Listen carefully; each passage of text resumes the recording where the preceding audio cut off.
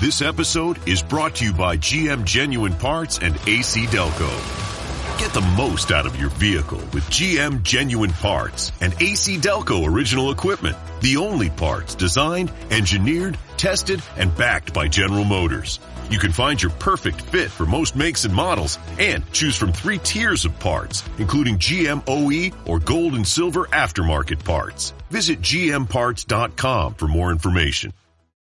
The Judge Jeanine Pirro, Tunnel to Towers Foundation Sunday Morning Show. Entertaining and informative. On the Red Apple Podcast Network. Good morning, everyone, and welcome to the Judge Jeanine Tunnel to Towers Foundation Show. I hope everyone's enjoying their day so far. I love Sunday mornings when the sun is shining. It is a beautiful day here in New York City. And as always, we are armed and ready to serve justice with all my great listeners here on the Red Apple Audio Network. As I've said before, we're in Trump time, and there's so much that happened this week in America. I mean, I think one of the most important things that happened, it only involved one person, but it involved one person, and that is the last known living American hostage was released. A gentleman by the name of Eden Alexander, a young man who was a native, folks, of Tenafly, New Jersey. Just a couple of years ago, he moved to Israel and joined the IDF, the Golani Brigade, which is a pretty sophisticated brigade, when he was taken hostage. And he talks about during his year captivity, year and a half actually, we get an idea of what he went through just drinking water and bread. And fascinating to me is that he described his being moved from tents to refugee shelters to mosques and other buildings. But the terrorists would often dress up as women and transfer him across markets in a donkey cart through busy streets. I mean, it's an amazing story. And I don't know if any of you watch Fauda. It's a great series on Netflix. This is so consistent with what goes on over there. But we have to thank President Donald Trump, and Eden Alexander did just that when he said to the president, you're the only reason I am here. You saved my life. To which the president responded, we love you, and we're going to take good care of you. So Eden Alexander, freed American hostage. Very emotional in the phone call with the president, and we have to give kudos to President Donald Trump for this fantastic success and release. And also, we're going to talk about the president's visit to the Middle East and the huge deals that were made. And the changes that are occurring in the Middle East. And there's discussion, of course, of the U.S. being close to a nuclear deal with Iran. That's going to be a subject of discussion. And Trump says the U.S. will end sanctions on Syria to give them a chance at greatness. A whole new world, folks, and a whole new realignment. And it appears, and we'll hear from our experts, it appears that what the president is doing is he's trying to isolate Russia and China and trying to create a connected world while excluding our enemies, Russia and China. So that is, I think, a fascinating a take on what's going on in the world today. We're going to talk a little bit about an alleged illegal alien. Get this, folks, nothing new. You may even tune out, but don't. The guy was from Venezuela, of course. He was allowed into this country after he was wanted for 4 murders in Venezuela. Okay? He was allowed into the United States under the Biden administration. And he was identified as a suspect. He was also accused of being a lieutenant in the Al Chamu gang. And now we were notified, of course, that he illegally entered the country in September of 22 and was charged as an inadmissible alien. Bad stuff that's happening in this country, folks. A lot of bad stuff. So we're going to get to all those topics and break it all down for you. on the Judge Jeanine Tunnel to Towers Foundation show. Plus this morning, joining the show with me is Joe Concha. And we're going to be speaking with former Deputy National Security Advisor for the Middle East and North African Affairs, Victoria Coates. And then later, I'm going to be joined by former co-chair of the Republican National Committee and host of My View with Lara Trump on the Fox News channel, Lara Trump. And it's all coming up in just a few moments here. But of course, I just want to take a moment or two to talk to Joe about what his take is on the release of this hostage, which I think, and Joe Concha, tell me if I'm wrong, I think it's extremely important to the, to the American people feeling that we have a leader who's going to take care of us and we're not going to take any more bunk from these people. No more bunk, Jeanine, and thanks for having me. I didn't have it on my bingo card. I was going to say, no more bunk talking. No more bunk, judge. yeah. And congrats on your new position, by the way. Thank you very much. Thank you. We'll be headed there in about an hour. So I'm just finishing up this show, but I very much appreciate it. You know, I just want to make sure that all my listeners here know that we're going to fight the good fight. We're going to make sure that law and order is the order of the day, and that nobody thinks they're going to get away with anything. It's time for a little justice in Washington. But let's talk about the president's Middle East trip, and I want you to take a listen to this sound. I think it's clip 2, guys, of the president talking about the Middle East. Jennifer, I'm sure that you saw that last night. I shook more hands than any human being is capable of doing. That was a long deal, and they were big people, but they were starving for love because our country didn't give them love. They gave them a fist bump. Remember the fist bump in Saudi Arabia? He travels all the way to Saudi Arabia in that case, and he gives them a fist bump. That's not what they want. They don't want a fist bump. They want to shake his hand. You know, there you have the president kind of realigning and reassessing the image that we have. You know, he gives credit to the people of the Arab countries. He says they're starving for love. They're good people. I shook their hands. I mean, you know, this is a president who wants to make friends and allies throughout the world. Yeah, and he wants wins, right? And he sees big wins there, Judge, because and the wins were trillions of dollars we're talking about in investment in the United States in terms of jobs. AI was a big topic there as well. And as you said, this is a president who isn't just working from 10 to 2 p.m. every day like a golf starter. You know, like this is a guy who he's nonstop. And, you know, Natalie Harp is the president's like primary aide assistant, handles all the scheduling. And I asked her, I said, does he at least drink coffee? I mean, you know, I know he doesn't drink alcohol or anything like that, but no, not even coffee. I'm like, I know where that. does it come from? It's 78.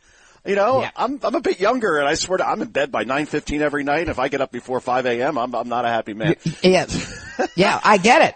I get it. Think about you mentioned Edon Alexander before, and I'm in Jersey right now, and that's not far from me at all, 10 to fly. I'm about 5 minutes away, and it's going to be great, you know, when he finally comes home, and I can imagine, like, what the parade is going to be like. They got to get him healthy first. You described the conditions that he went through. But remember Mark Fogel also, right, from Russia as well, and then he's drinking a Yingling at the White House. I mean, this is a president which is a great beer, and was able to get him home as well, and all the hostages that Rick Cornell was able to get out of, you know, Argentina, Venezuela, like places we didn't even know we had hostages before. So this is an administration working nonstop. But let me you had a great review, by the way, of the president's Middle East trip in terms of basically aligning the world against China and Russia. And unless they want to come on board with 0 for 0 tariffs, then I don't want to hear from you type of thing. And he's securing all these deals. The UK, negotiated trade deal with China, India, ceasefire with the Houthis, ceasefire between India and Pakistan. That could have got messy in a hurry. And then that executive order to slash drug prices. I mean, I could go on and on in terms of inflation is falling. Great jobs report last month. Everything is going in his direction. Now you see the polls coming back where he's above 50%. Again, in Rasmussen, for example. And what do Democrats have to answer for now at this point? Well, what are they running on exactly besides, hey, we grew a beer and we like to swear a lot. Okay, beards are nice, I suppose, but they have no policies at this point. And if the economy takes off the way we think it will, Oh, man, they're going to be in big trouble. Well, but, the interesting thing is that even the Democrats are blown away by how the president did that trip in the Middle East, didn't miss a trick, went day and night, comes back to the United States and, goes right into the Oval and starts the press conferences. But what I'm impressed with is Trump and Abu Dhabi actually inked a partnership to build a massive AI data center complex in the UAE. Okay. And the whole idea is to advance, of course, artificial intelligence capabilities with 5 gigawatts of capacity, enough to power a major city. And this was announced right at the end of the trip. And it's the largest data center deployment outside of the United States. Wow. And, he's been working, this is the vision of this president. He has been working to push AI investment as the success of U.S. tech companies are seen as key to retaining U.S. position as a global superpower.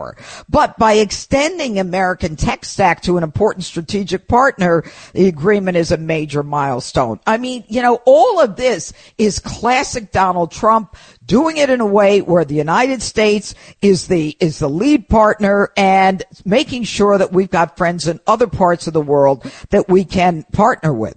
Yeah, and it feels so different, Judge, compared to his first term, year, 2017, remember? Which he didn't have the team around him that he wanted. And the backstabbing and the leaks, it was every day. It was around this time that Jim Comey was fired. We see what a freak this guy is now, threatening the president's life, right? Mm-hmm. But he was fired at that time, remember? Then the special counsel comes about and Mueller, and it just seemed like every time he wanted to do these sort of things, kept getting sidetracked. This time he has the team around him that he wants. There is a confidence to what he's doing. They're thinking long ball, big picture, whether it be tariffs, whether it be these AI investments in Abu Dhabi, for example. And it's funny because my 9-year-old this morning, we just celebrated his communion, and he got a couple of bucks for that. We're some very generous relatives. And so we got to and he's like, should we put this in my bank account? Because he has like a little savings account, right? I said, no, we got to invest this. He goes, where should we invest it? I said, AI. I'm hearing about all these great investments in AI. We got to find a good company up and coming that's going to take advantage of this. But yeah, just overall right now, this is a president who knows what he's doing. He has total confidence, and that's why he talks to the press so much.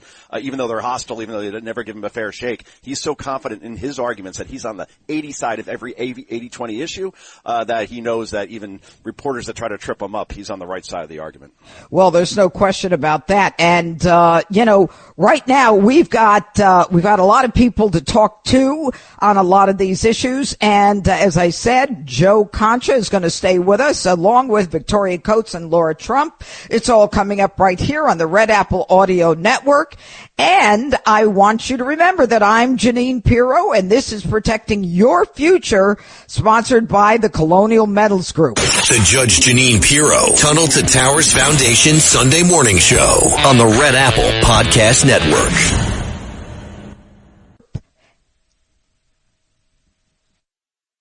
This National Foster Care Month, Marine Toys for Tots is providing hope to children who need it most. Staff Sergeant James Caldwell, who grew up in foster care himself, shares that while handing out gifts at a Toys for Tots distribution event, a little girl looked up at him, reached into her bag, pulled out a stuffed animal and said, "Someone needs to make sure you get a toy too." That simple gesture embodies the heart of Marine Toys for Tots, ensuring every child, including those in foster care, experiences the kindness that can transform their future. Visit toysfortots.org today. Americans love using their credit cards, the most secure and hassle-free way to pay. But D.C. politicians want to change that with the Durbin-Marshall credit card bill.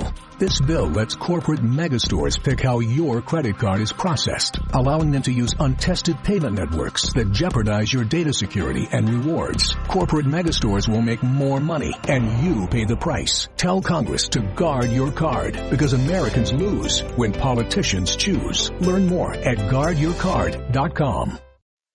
The Judge Jeanine Pirro Tunnel to Towers Foundation Sunday Morning Show. Entertaining and informative On the Red Apple Podcast Network.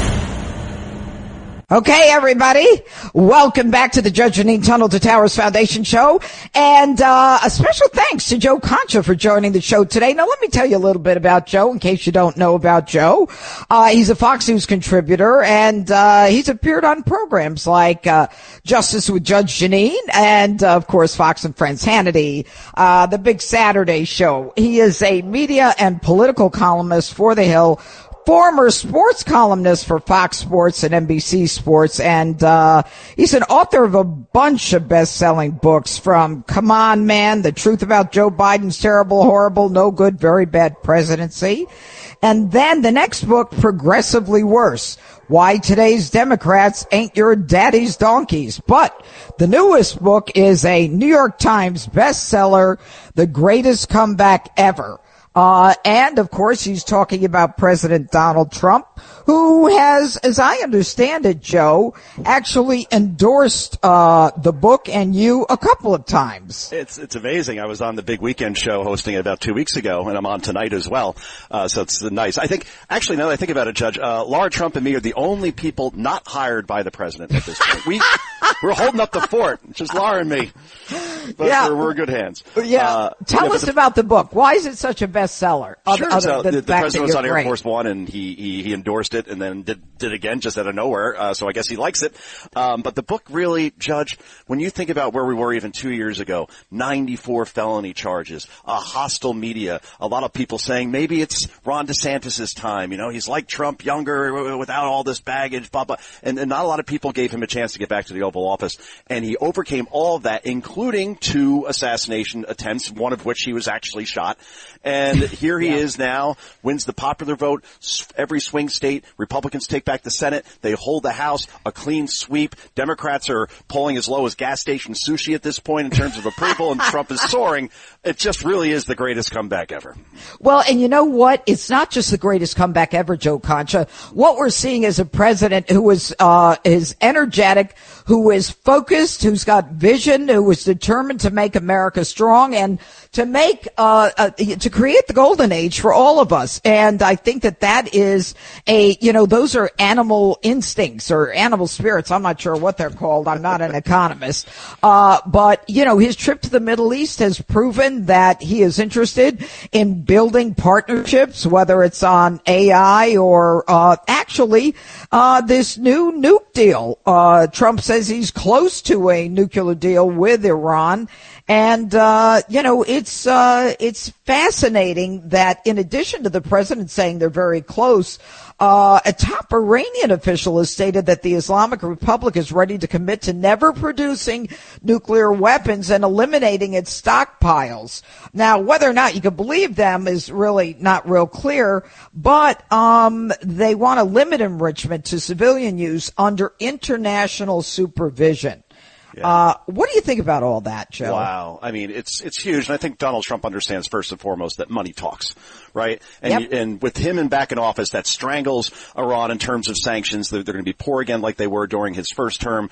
If they want to start throwing money to the Houthis, well, guess what? We just bomb the hell out of them. And that they realize that they're not going to get away with that stuff anymore. So they realize they do have to negotiate with this president. And that starts with unequivocally no nuclear weapons, full inspections, international inspectors, including Americans anywhere, anytime. And if they agree to that, the sanctions go away and Iran can be a rich nation again. So it all makes sense. But for the book, Jeanine, I asked the president, because he was nice enough to give me 40 minutes to interview him for the book. And my first question was, what made you do this again, right?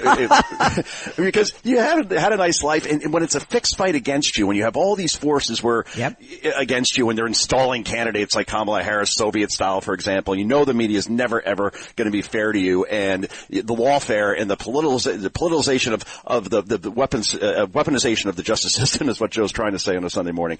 And he said, Joe, I have to do this because I love the country. I want to see us be great because we can be great. And by the way, these people are crazy when he's talking about Democrats. Yep. So, he didn't have to do it, and he did it, and he put his life on the line, literally. And for him to get up and yell, fight, fight, fight, with blood on his face like that was the beginning of the end of the campaign for Joe Biden and then eventually Kamala Harris.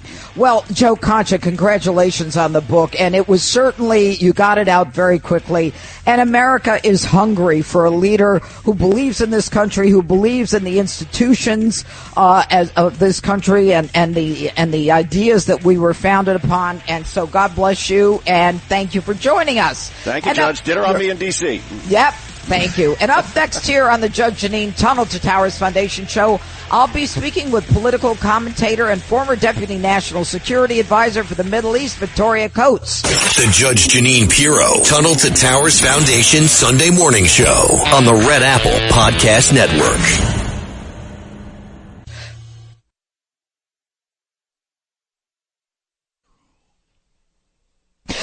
The Judge Jeanine Pirro, Tunnel to Towers Foundation Sunday Morning Show. Entertaining and informative. On the Red Apple Podcast Network. Welcome back to the Judge Jeanine Tunnel to Towers Foundation Show. Joining us now is former Deputy National Security Advisor for Middle East and North African Affairs, Victoria Coates. Let me tell you a little about Victoria. She is a Senior Director for Strategic Assessments at the National Security Council. She was Deputy National Security Advisor for the Middle East and North Africa between 2019 and 2020. And I think most important to our conversation today, she was key contributor to the Abraham Accords and the Middle East Strategic Alliance. And she's done a lot of things, including president of Middle East Broadcasting Networks. That's kind of interesting. But right now, she's vice president of the Catherine and Shelby Cullum Davis Institute for National Security and Foreign Policy at the Heritage Foundation. So, folks, bottom line, she knows pretty much what she talks about. Victoria Coates, welcome to the show. It's nice to have you here today. Jeanine, thanks so much for having me on. And I just need to share a very exciting news. I was profiled by the New York Times this morning. Because at the Heritage Foundation, we think it's a bad idea to hate Jews. Yeah. And this is now front page news at the New York Times. Yeah, well, we can certainly talk about that, and congratulations. You know, the Abraham Accords, as you obviously know, opened the door to economic opportunity between the United States and the Middle East and among players in the Middle East. And the president is now in a situation where, going back to the Middle East, there is a real opportunity to expand not just economic opportunity, but the circle of peace. Talk to us about your interpretation of the president's visit this past week.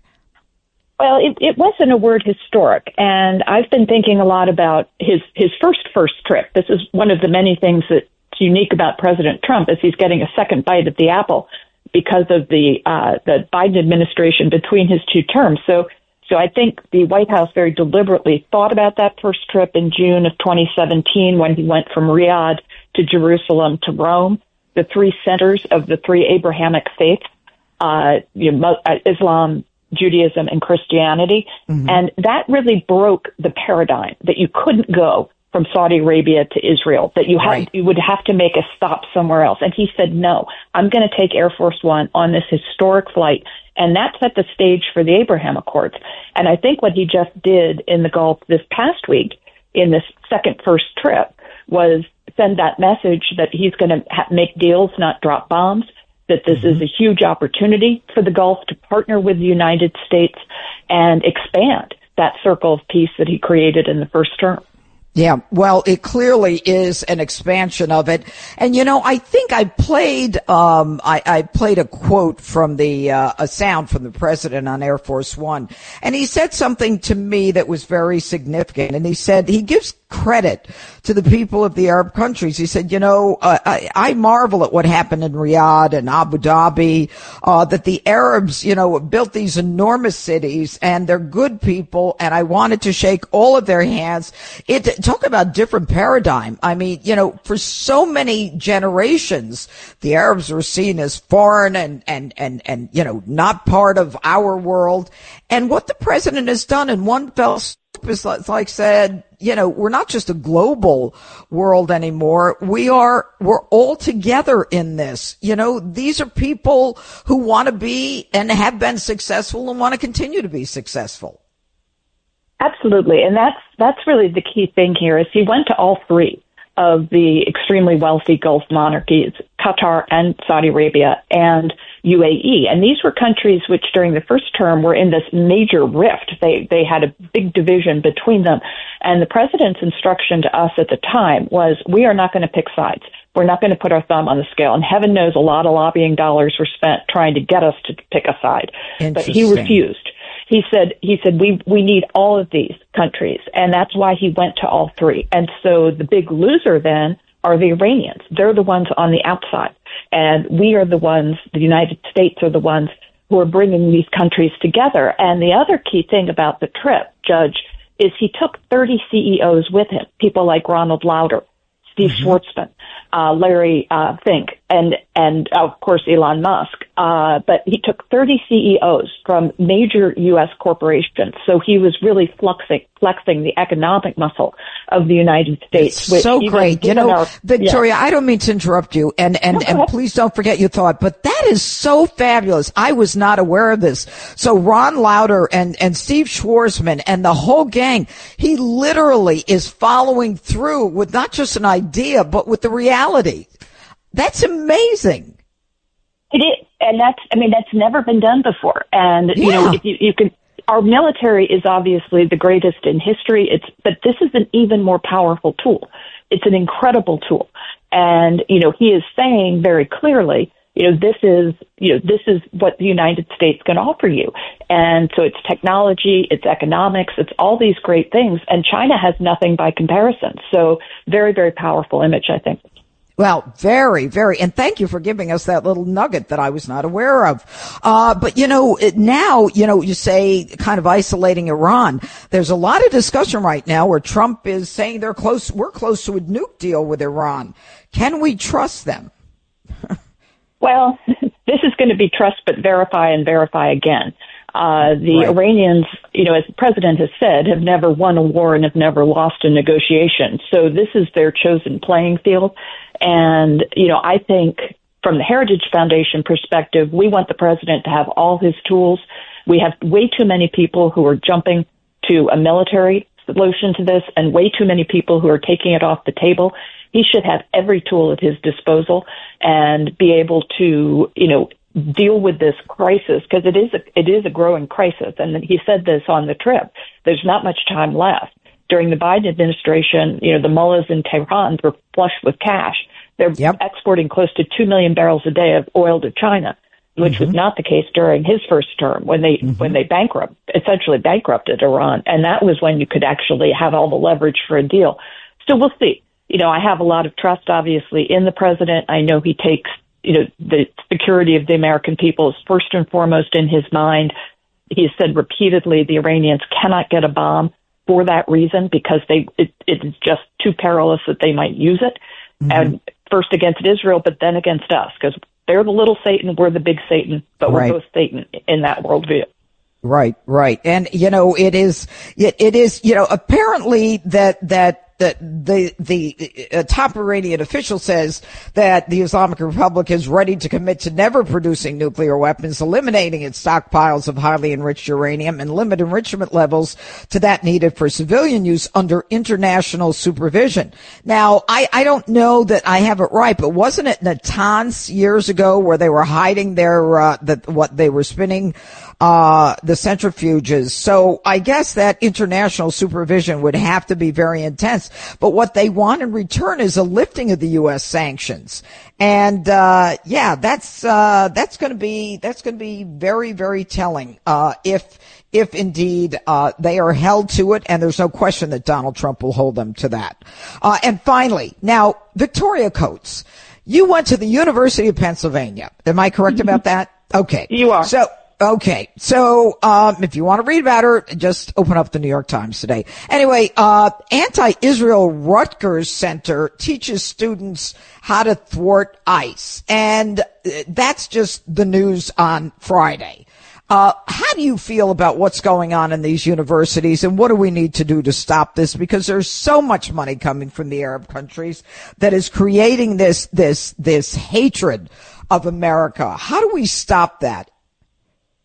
Yeah, I think that actually is the message of the president's trip, that he wants to have a more inclusive, friendly relationship with these countries and put pressure on them to stop the anti-Israel, anti-U.S. Sentiment on campus, which is disgusting. And we've all seen it in now the year plus since October 7th. They all sprang into action after the most horrible terrorist attacks on Jews since the Holocaust and displayed their anti-Semitism and their anti-American sentiment very, very publicly. They're proud of it. They're not trying to hide it. And so what the administration is doing in terms of cutting off the billions of dollars that we, the American taxpayers, are providing to these universities, they are not entitled to this money. And so cut that off. send a very clear message that this is unacceptable, and then get our partners and allies to also knock it off on campus.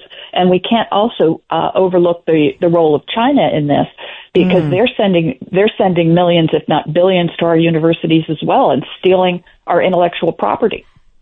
Yeah, and the problem with that, with China in particular, is that China doesn't really care how they create, what they sell in terms of, any kind of ideology. It's as long as there is chaos, they'll be happy with that. And it is amazing what's going on these university campuses. And especially now, Harvard is now suing to get the money back. And what's amazing about that in my mind is you're a private university. We don't give that kind of money to state universities.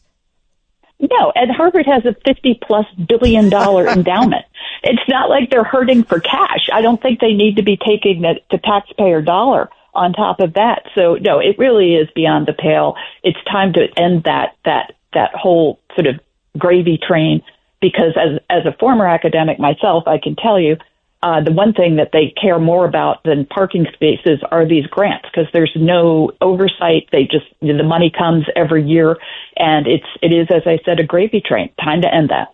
Yeah, it is time to end that. And the sad part is that there are so many students who have had, when you think about it, Victoria, whether it's, the impact of the pandemic on college students to the last year, and then this year, the experience of Jewish students on campus, it is, it's not the way it's supposed to be. I mean, when I went to college and when you went to college, I mean, we certainly studied hard. We got good grades. I mean, I can say that comfortably with you. And, but we also had a nice time. You shouldn't be afraid to go to class. You shouldn't be afraid to be Jewish or to wear the Star of David. And, the whole concept is so foreign to me as an American, and to you as well, obviously. That's got to stop, and it's got to stop right away. One last question before I let you go, Victoria Coates. I mean, what do you see happening in the Middle East? I mean, will more countries sign on to the Abraham Accords? How does this end up? No, I think they will. And the president was very frank in his speech in Riyadh, and I commend that to all your listeners. You can both read it and watch it online. It was a historic speech on this incredible trip. But when he said it is literally my fervent wish that Saudi Arabia will join the Abraham Accords. That's the big one. And when we have the keeper of the two mosques, the king of Saudi Arabia and the prime minister of Israel coming together, that Amazing. Will be enormous. You know what? You gave me chills. Yep. It does give me chills too, because 10 years ago you couldn't have said that publicly. He's done this. And so I think we'll see some maybe smaller deals coming up. I've heard Kazakhstan, Azerbaijan has been mentioned as countries that might join and kind of sort of pave the way for Saudi to make that big leap. But I think it's definitely coming, and we're going to have the 5th anniversary of the Abraham Accords this September. We're hoping for a big celebration of that. Maybe it'll be the Saudi deal. I have a feeling, Victoria Coates, that we're going to have a lot of celebrations going forward, and hopefully this is the beginning of the golden era, not just for some people, but for all people. And I want to thank you, Victoria Coates. Folks, you can open up your New York Times today and find a profile of our guest, and we were delighted to have you on the show. Thanks so much, Victoria Coates. Absolutely, my pleasure. Take care, Jeanine. All right, you too. And up next here on the Judge Jeanine Tunnel to Towers Foundation show, I will be speaking with the former co-chair of the Republican National Committee and host of My View with Lara Trump on the Fox News Channel. It's all coming up here on the Red Apple Audio Network. The Judge Jeanine Pirro Tunnel to Towers Foundation Sunday morning show on the Red Apple Podcast Network.